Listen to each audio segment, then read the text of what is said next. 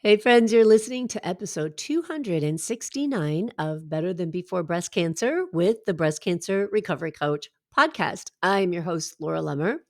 As always, I'm very excited to be here with you today, and I'm excited that you're joining me. It's so wonderful to get such good feedback from the podcast and continue hearing about people sharing it with each other and getting benefits out of it. I mean, it takes quite a bit of work and energy and focus to put out a couple podcast episodes a week. And the reason I do it is to support you. So I'm so happy you found your way here. And I hope that the information that you get on today's Tuesday Terrain Talk will just be an extra tool in that toolbox to support you in creating your healthiest life. All right. So it is another Tuesday Terrain Talk episode. And we're going to talk about something today that is a foundation, really, of creating a healthy lifestyle. Not only that, but figuring stuff out. And so here's what I mean by that. I'll often coach people who seem very bewildered by what's going on with their body, where I'll hear, I don't know why I can't lose weight. I don't know why I don't eat differently. I don't know why I'm not doing this. I used to be able to make those choices, and I don't know why it's not working anymore. When we say things like that, we're really stepping out of our power. Here's something that I work with my clients with on a regular basis. Is how can you take those thoughts that you have, like, I don't know why this is happening to me, and turn them into something that gets you into a state of curiosity? Instead of saying, I don't know why I can't lose weight, to ask yourself, that's interesting. What has changed since the time I could lose weight? And I don't mean what has changed as far as I went through chemo, I had cancer. That's not what I mean, although that is going to play a part in it. But if you're not experiencing the type of health that you want to be experiencing or moving closer to it, seeing advancements and small steps towards it, if you're not seeing your lifestyle shift towards the lifestyle that you want to be living, what we're going to talk about today is a very important step for you to take. Now, when I start to talk about it, I already know resistance is going to come up with a lot of people because this topic brings up resistance. It's brought it up for me, and I still go in and out of resistance when it comes to it. And what we're going to talk about is data, is planning. And you may be thinking, this is the Tuesday Terrain Talk. What does planning have to do with creating my healthiest body? And I like to use money analogies for a lot of things because I think most of us are very connected to our money. And some of us have healthy relationships. Some don't have really healthy relationships. Some of us fall in between. We break up, we get back together. But we can all identify with concepts around having money, not having money, and managing money. So let's think about planning in terms of money. If every day you went to work, let's say during your working life, whether you're working or retired now, I don't know, but anytime that you went to work, if you had no idea what you were going to get paid, right? You never negotiated the pay. You're just like, I don't know. I don't know what I'm going to get paid. I don't know when I'm going to get paid. And then when you had money and you never looked at your bank account and you would say, I have no idea how much money I have in my bank. You wanted to go get groceries and you thought, well, I'm going to buy whatever I feel like buying, but I have no idea if there's enough money in there to cover it. Is that something that you would do? Of course not, right? Because one, it's not financially responsible. Two, it's a really uncomfortable feeling. Three, who in their right mind would go to work every single day having no idea when they're going to get paid or what they're going to get paid? We just don't allow that to happen in our life. We don't sit back and say, well, I hope when I go to work, they'll pay me. We step in and we take responsibility for our money throughout our life and what we do with our money. And we make conscious, intentional decisions, even if that conscious, intentional decision sometimes is to not look at money or not manage money because you haven't worked on the other thoughts around money. So let's translate that now over to your health, over to food. We can all identify with food when it comes to planning. I think food and exercise are probably two of the most important things that we can all identify with, food planning, meal planning, grocery buying, budgeting, things like that. But it also planning extends to things like taking time for meditation, creating time to get to bed on time, thinking ahead, forecasting. Am I going to have a glass of wine tonight? Will I make it to the yoga class in the morning? Everything we do around our lifestyle that we decide these components of a lifestyle are important to me. I believe that that's a healthy lifestyle that works for me. When you're creating that, one thing that people tend to shy away from is planning, is getting data. And we look at planning and data with a lot of times thoughts of restriction, right? Thoughts of discipline and the lack of freedom. I know for me, this was big when I first started really planning, really doing what my clients and I refer to as purposeful planning, because I didn't think about it as purposeful planning. Now, as I coach it, as I implement it in my own life, the way I plan and the way I use data is to live my life on purpose, to understand what's happening with me, and to truly be honest with myself about how I am supporting my body. So I'm going to go back and use weight and food as an example. Weight management, because you may not need to lose weight. You may be at a very healthy weight, but a lot of women after breast cancer, after menopause, and as we age, struggle with the desire to maintain a healthy weight. Okay. When we're doing that, and it's a major component of supporting a healthy terrain, having a healthy level of body fat in our body is very important to having a healthy body terrain. And when we have thoughts like, I just don't know what's happening, I just can't seem to lose weight, I gain weight no matter what I do, I have a really healthy lifestyle. If you're not taking the time to put into some kind of record, whether it's writing it down, whether it's entering it into an app, whether it's putting it on a ledger of some kind, but you're not actually looking at what you're putting into your body and how you're moving your body, then you are essentially like the person who's going to work not knowing if they're going to get paid or when. Because our brains are not that great at being accurate and honest with us. Our brains always tell us we eat less than we think we're eating and that we move more than we think we're moving. So when it comes to collecting data, we've got to know this, right? It's so important to look at your food and be able to say, this is how much fat I ate today. This is how much protein I consumed. These are how many calories I ate. This is how many carbohydrates I consumed. Because when we don't do that, we are usually, gosh, I'm going to go with the 99.9%. We are wrong. And so if we don't know what we're putting into our body, it's like not knowing what we have in our bank account and then being frustrated because checks are bouncing. So it also eliminates an important part of what you can do to solve the problems that you face with whatever it is you're facing. So anything in your health that you're looking at that you're saying, I'm tired, I'm bloated, I'm not losing weight, I'm gaining a lot of weight, I feel uncomfortable, I'm achy, all of these things. If you're tracking your nutrition, then we can look at that and have a very valuable piece of the puzzle. We can look at it and say, how many nutrients are you actually getting? If you're dealing with chronic constipation and diarrhea and things like that, and maybe they are related to medications you're on, but maybe you're also not getting enough fiber in your diet. And you think you're getting enough fiber because you told yourself, I ate this or I ate that or I have this many veggies. But until we put it into something and we can look at it and get real data, it's impossible to know. And it's important to know because once you look at what you're putting into your body and how often you're moving your body, there's so much to work with. This is especially important if one of your goals is to maintain either nutritional or therapeutic ketosis. Because trust me, from my own experience, it is so hard to get into nutritional or therapeutic ketosis without looking at the data. And there have been so many times that I have thought I was in ketosis, that I was eating enough fat, but then as I plug my food into Chronometer, which is the app that I use to track food, it's shocking how little fat I actually got into me. And then I've got to scramble and get some more fat into me in order to get to the goal that I have for myself. So when we commit to tracking, even if you're not ready to commit to planning, and I want to talk about the difference between planning and tracking.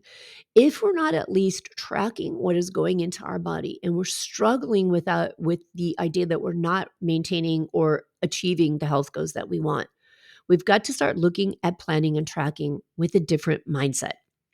Because if you know and you're looking at your nutrition and you can see that you are spot on with nutrition, that you're really getting in lots of B vitamins, you're getting in the folate, you're getting in all the things you're getting in, then even the money that you're spending on supplements can be completely wasted because you may not need to be spending that money on supplements.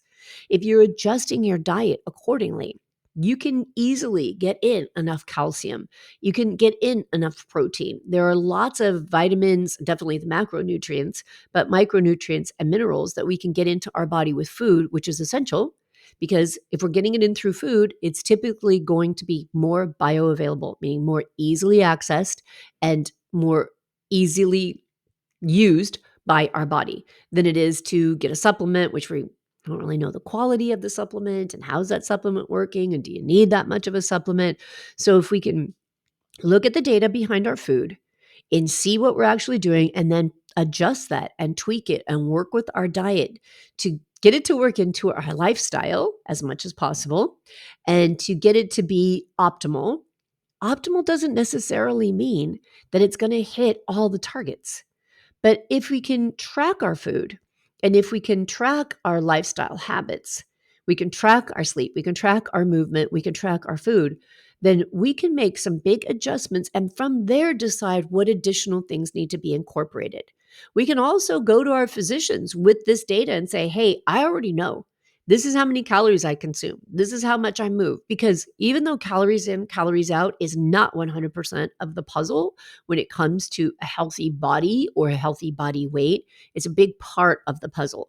So we want to make sure we get that in check. And I talk with a lot of people who, as I said a minute ago, will say to me, well, I have a pretty healthy diet. But then once we start tracking and actually looking at the data, we come up with a couple of things. One, the resistance to putting that data in, because here's the deal, people. We love to think that we're kidding ourselves. And I am just as guilty as the next person when it comes to this.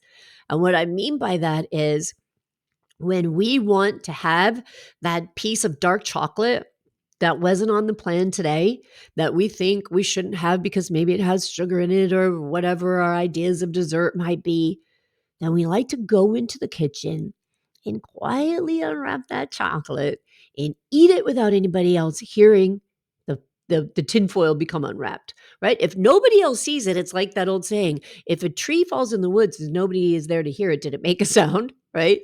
We kind of have that whole thing going on when it comes to us and sneaking. I say sneaking because it's silly. We can't sneak things that we know we had, right? We're kidding ourselves, but we all do it, right? So don't be ashamed. Don't judge yourself. Don't feel bad about it. Let's embrace the fact that we all do it. And it's easier to do it if we don't track. So if you are committed to tracking your food, even if it's just for a couple of weeks or for a couple of months, and you go to have that extra glass of wine, you got to put the wine in the tracker. And when you do that, and I know this has come up for me before with a variety of foods, including cocktails, but desserts or just something that maybe has carbohydrate. And when I think about eating something, I'll look at it and think, oh, I have to put that in my tracker. And when I put that in my tracker, I'm going to see that I went over. I already know this is going to put me over my goal for today. And that in itself can act as a deterrent for me. And not meaning that I feel bad or I feel deprived, but it's just a reminder. It's something that reminds my brain, you need to be accountable for this because this is part of my goal and I want to be accountable for it. So if I'm going to have an extra glass of wine, if I'm going to have even a piece of fruit that I know is a high carbohydrate food, I hold myself responsible for putting that in the tracker. But here's what happens sometimes. Sometimes I don't want to do it. I know I'm not going to hit my goals. I know that the watermelon right now is unbelievably delicious. And don't get me wrong, I'm not saying that something's bad or wrong about eating watermelon, but if my carbohydrate goal is 20 grams of carbohydrate a day because my ultimate goal is to stay in therapeutic ketosis, me, from my own personal decision, know that I cannot consume a big tub of watermelon. That's going to put me over my goal. And so there have been times where I'll go ahead anyway and eat the watermelon, and I just won't put it in the tracker. This is equivalent, right, to sneaking into the kitchen and eating the candy, but saying as long as somebody didn't hear me, it's good, right? So it's an interesting thing, and I've definitely observed this in myself. There's a difference between doing that and the times where I say to myself, I'm going to have the watermelon and I'm going to put it in the tracker. Because then I put it in and I think to myself, I already know the watermelon's going to have more carbohydrates than I can have in a day. But I've decided intentionally I'm going to do it. And I'm okay with it because watermelon's not a bad food. It's not harming me. But it is going to move me out of my therapeutic ketosis. And then I am going to have to put extra energy into getting back in.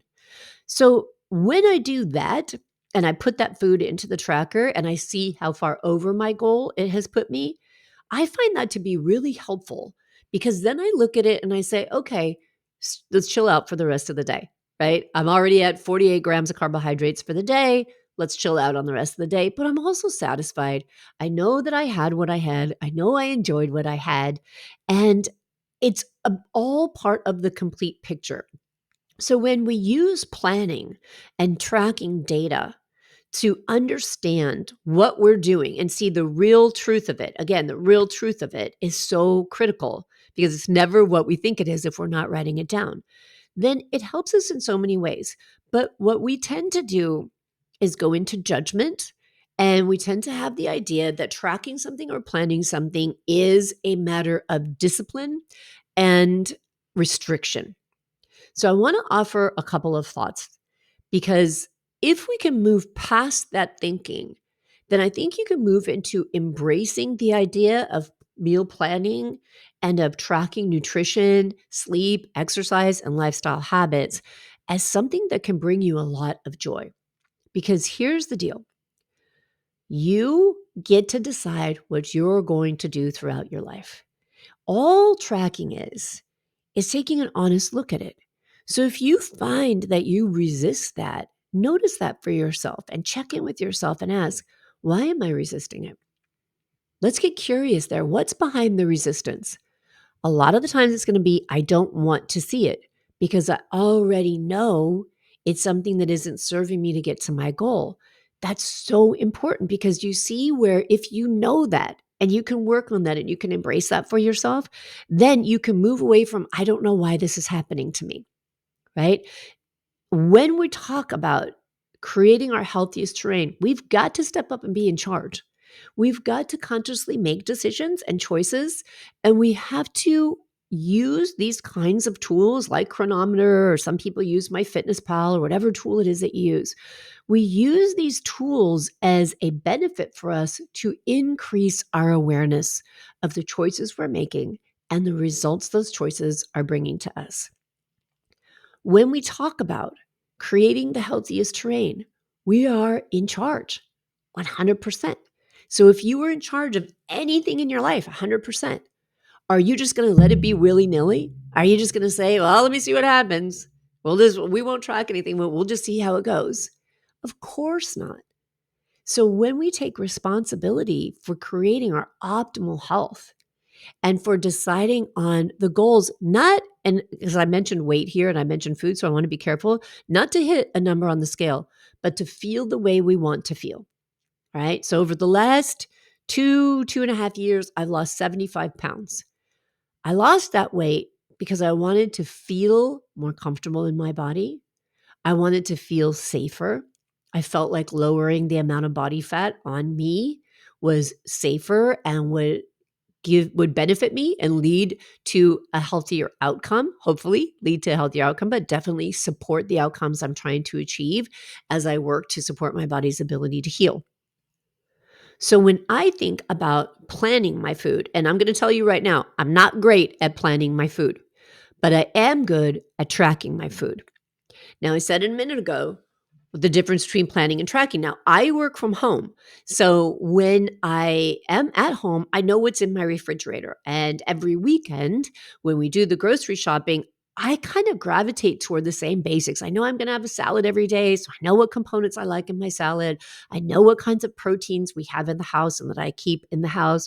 And I know what kinds of fats I always keep in the house. So for me, because I do work from home, it's planning in the sense of I know what ingredients are there, but it gives me a little more freedom when I choose to put those ingredients together for my lunch and for my dinner.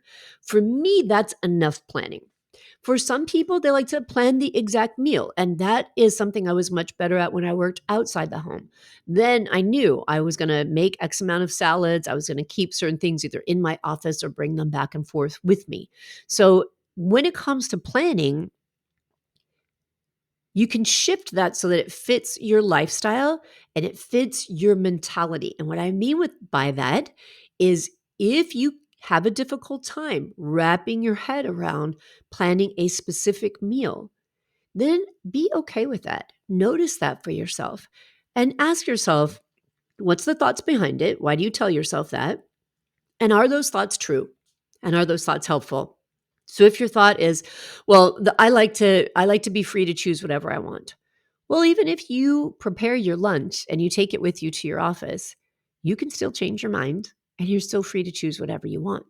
So, when you're looking at your thoughts behind why you are open to or resistant to planning food or planning the ingredients for your food, it's really important that you check in with those thoughts because more often than not, we are kidding ourselves about what we're telling us would be painful about that. When it comes to tracking data, the difference is, like I said, I'm good at data and I'm not great at planning specific meals. So when it comes to data, everything I eat goes in the chronometer, except when I'm struggling with my thoughts and I want to go off plan, but I don't want to admit it to myself by putting it in the chronometer. And when that happens and I notice that I've gone a couple of days without putting something in my chronometer, I got to stop and do some work on myself. I have to stop and say, okay, Laura, what's going on here? What are you avoiding? Why are you avoiding it? And oftentimes when I do that, I haven't like gone off the rails or anything like that, but it's still important that even if I'm sticking to the plan, that I'm putting the data in because more often than not, I'm not hitting my fat targets, which as I explained are a crucial part of my dietary plan.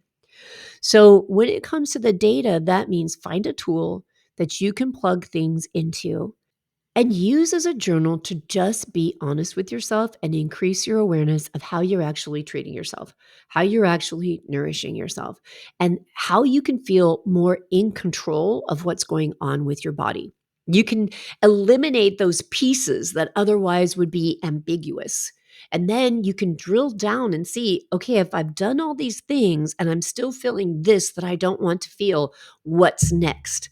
But until we address really those regular lifestyle habits, until we address food and movement and sleep and stress levels that are within your power to control, and we're honest about them and we're clear with ourselves about them. Until we do that, there's a lot of muck out there that can be handled and that can make your life a lot easier.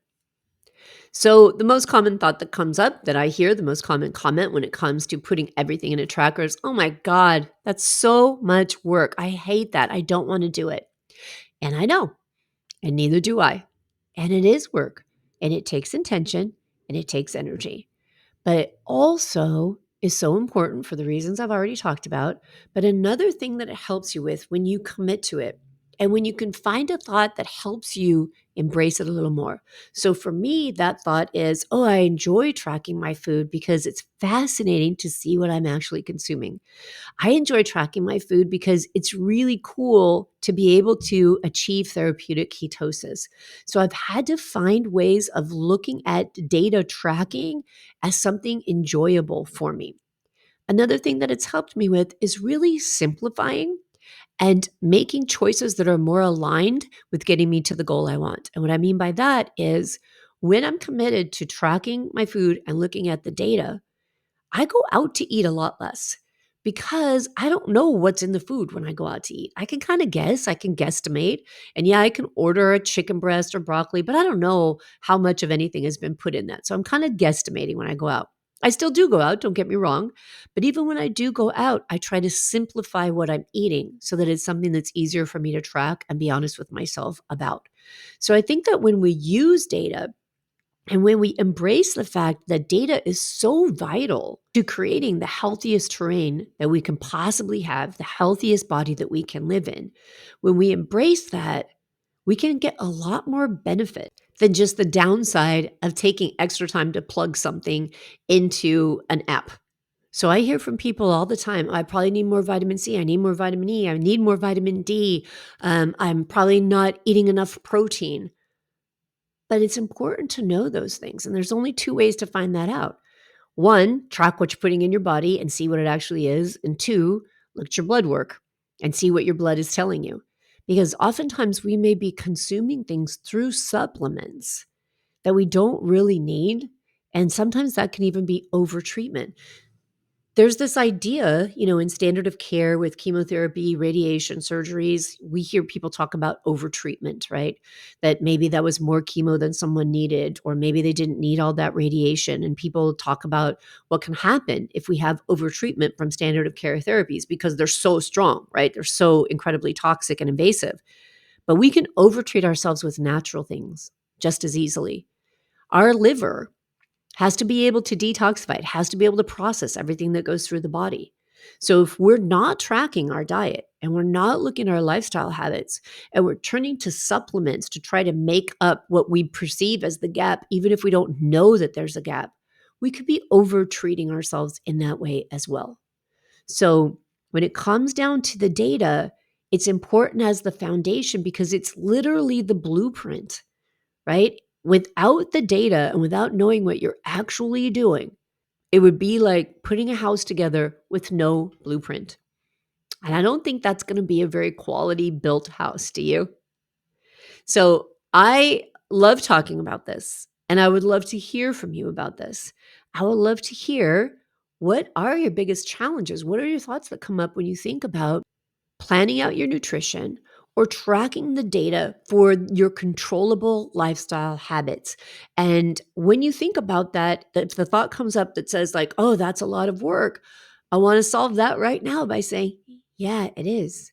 It takes intention and it takes energy, just like anything else in life. If we want to accomplish something, if we want to create something, we must be intentional about it. We must put energy into it. And the same thing happens with our health, with our happiness, with the life we want to live. It doesn't just happen on its own. We've got to be intentional about it. And collecting data is one of the best ways to be able to do that.